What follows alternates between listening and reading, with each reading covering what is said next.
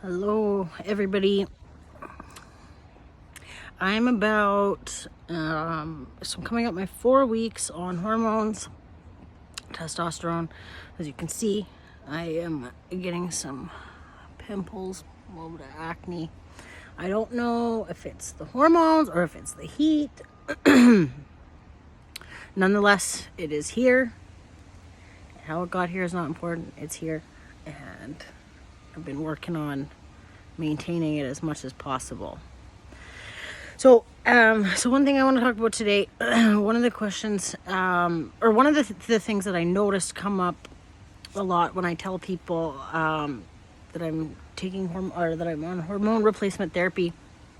And they ask how long do I have it for, or how long do I take it for? And so the short answer is for the rest of my life, and I get an intramuscular injection once a week, every week.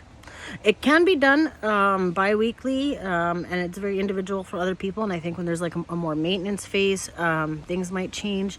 There's gels, there's all kinds of stuff, but I went for the intramuscular injections.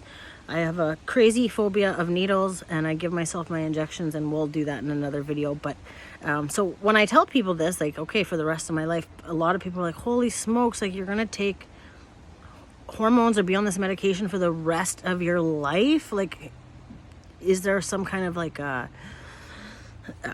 it's almost as if it's like, holy smokes, like, how could you do that? Like, commit to something like that. And so that's exactly the thing, is that it's, for me, it's about commitment, because I actually had thought about transitioning lots throughout my life within the last 20 years. The needle phobia was one I was not willing to do. And then the second one was having to take medications for the rest of my life. I was not willing to do. But interestingly enough, and I've talked about this in other videos, like, since making this decision, any symptoms of anxiety have left. Any symptoms of depression have left. I feel agitation and stuff, normal stuff, and like social outside settings kind of can mess with me sometimes, like this really loud street clean or whatever the heck's going on right now. And any suicidal ideation has also left, which is incredible, because I've lived with that feeling for about 20 years, or that potential for 20 years. And so I'm just going to speak a little louder here so you guys can hear me.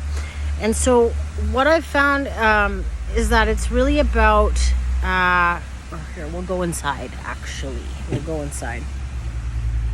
So what I found for me is that, yes, okay, I will be taking these hormones for the rest of my life. But I also have to drink water for the rest of my life. And I have to eat food for the rest of my life.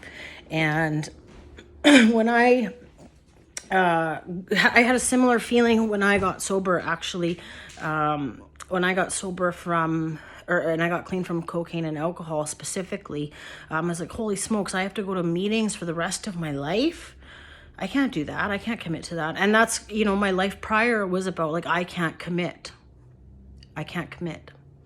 And so as I've started unpacking things that aren't mine and working on, my traumas and my hurts and those kinds of things, I've built this sense of trust in myself and other people and service providers. And that doesn't mean it's perfect. It's not. But I've built this sense of trust in myself that, yes, I can make this commitment to myself now. And that's truly what it is, right? So if I were diabetic, I would be taking insulin for the rest of my life. If I, was living with HIV, I would be taking medication for the rest of my life. I'm in recovery from addiction. I have to work on that for the rest of my life. I have to drink water for the rest of my life, take vitamins, wash my dishes. There's things in life that I have to do to stay well for the rest of my life. And for me today, it's truly about making that commitment.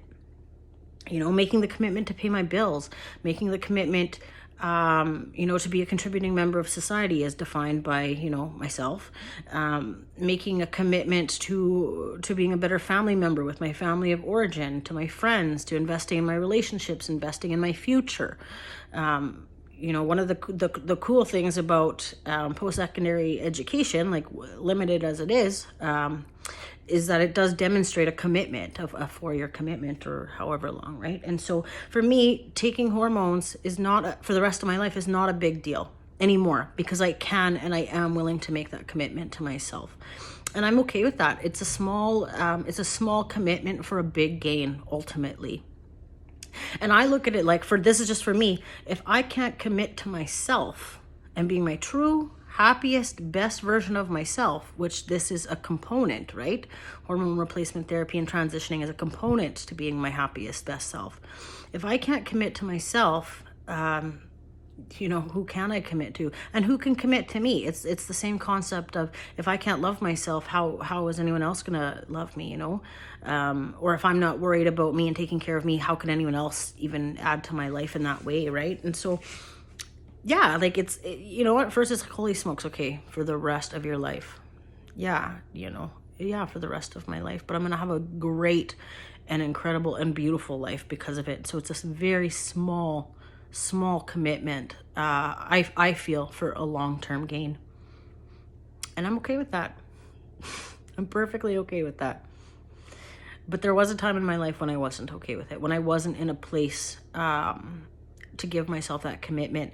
And I've actually, said this before, I can't imagine having done my transition or started my transition prior to now, because I needed to make that commitment to my spiritual, mental, and emotional self first, and not undo some things, but address some things, rectify some things.